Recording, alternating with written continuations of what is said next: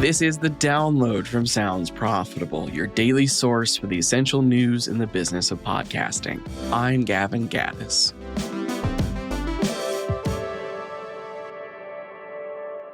Here's what you need to know for today, Tuesday, June 24th. Before I get into it, though, this Thursday, as you're listening to this, June 26th at 2 p.m. Eastern Standard Time, Sounds Profitable and SiriusXM Media / SiriusXM Podcast Network are teaming up for a free webinar titled Unlock the Power of Purpose-Driven Podcasting. This will be a presentation of data from the advertising landscape, focusing on two of the industry's fastest growing audiences, health and fitness and self-improvement consumers. Join hosts Tom Webster and Alexandria Kajia as they break down how these audiences use podcasts to build daily routines, the surprising social role recommendations play in their content choices, and why these genres lead in openness to brand integrations and celebrity-hosted shows. Registration is free and open now. You can find the link, as usual, in the show notes.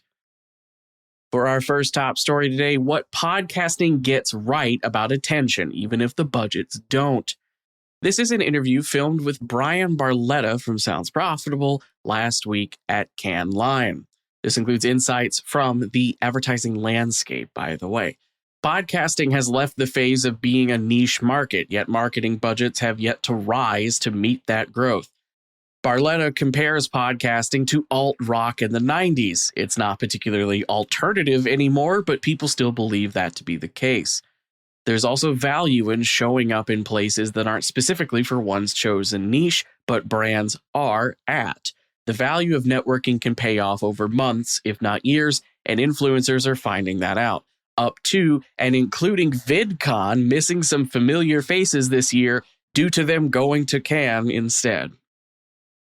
Next up, smart TVs, the new smart speakers for podcasts. Smart speakers have been a regular inclusion in audio industry surveys for about a decade, but have dropped off in recent years. Cumulus Media and Signal Hill Insight's latest download survey, not affiliated, finds 2021 has the high watermark for podcast usage on smart speakers, with usage hitting 31% of weekly podcast consumers using them to consume shows. In the intervening years, that has dropped 11 points, now at just 20% this spring.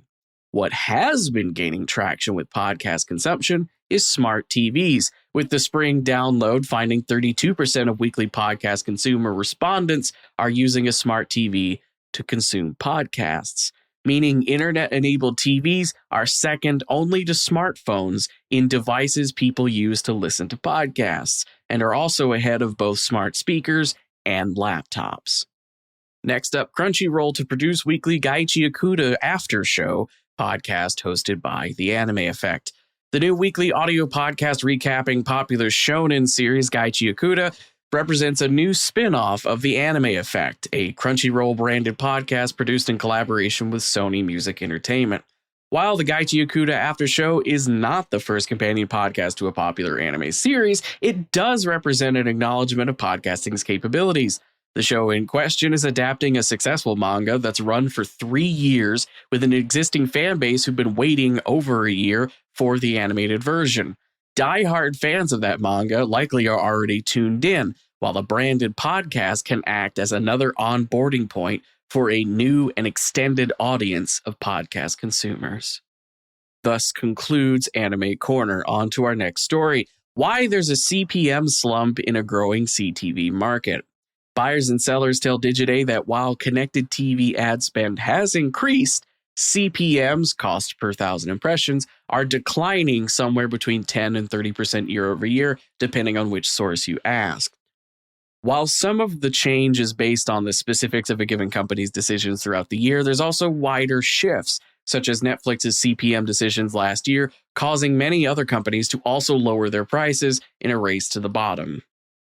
Ad tech advancements have also allowed advertisers to more precisely target their intended audience and negotiate harder in the process. Truth is, it's incredibly hard to raise CPMs in any industry. CTV lacks the concept of delivering host-read ads at scale in the way the podcasting can, making an already difficult goal even more difficult. And for our final top story today, listeners of yesterday's episode will recognize yet another open letter to a Commonwealth government. AudioUK on the creative industries sector plan. Recently, the UK government published their creative industry sector plan. One corner of creative industries not acknowledged in the plan is podcasting or audio in general.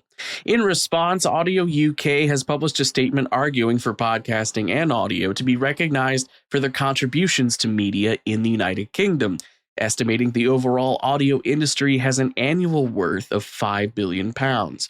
The statement calls for the UK government to formally recognize podcasting and audio as part of the enshrine creative industries, for podcasters and audio producers to be included on the Creative Industries Council, and for the audio industry to be included in various tax and funding initiatives that already provide support to other homegrown forms of media in the UK. With that all said, it's time for the rest of the news. You can mark your calendars for July 16th at 2 p.m. Eastern Standard Time, when YouTube will be hosting a webinar specifically about how podcasters can best leverage their live stream capabilities. Women's digital fitness app Obey has been acquired by Dear Media, taking the Dear Media network a step towards being a complete platform for women beyond podcasting. Panel Picker, the official South by Southwest community voting platform for session proposals, opens today for South by Southwest 2026 panels. This Friday, there will be a live AMA session for both South by Southwest and South by Southwest EDU for anyone with questions about submitting. The link I'm providing in the show notes will show you all of where you can sign up for these, as well as virtual office hours throughout July for any remaining questions that might linger. Next up, the podcast Tech Stack newsletter has an interview with RSS.com head of relationships Greg Wasserman talking about partnerships, podcast tech trends, and what people get wrong about podcast distribution. Almost Friday Media has relaunched the podcast version of Bobby Dolan's comedy improv series Could Be the Move. HeadGum has brought on comedian Gianmarco Ceresi's interview podcast The Downside, and Patreon is changing prices for creators starting August 4th. With the Pro and Premium plans, which took 8% and 12% of patron contributions respectively, being collapsed into one standard plan that charges 10%. As with the previous pricing changes, accounts that exist and are already published on Patreon will be grandfathered in and not see a pricing increase. Be sure to check out the links to every article mentioned right in your podcast listening app, or you can go to soundsprofitable.com and check out the download area. And while you're on the site, you could also subscribe to the newsletter version. The download is written and produced by myself, Brian Barletta, and Tom Webster. For Sounds Profitable, I'm Gavin Gaddis. Download us again tomorrow.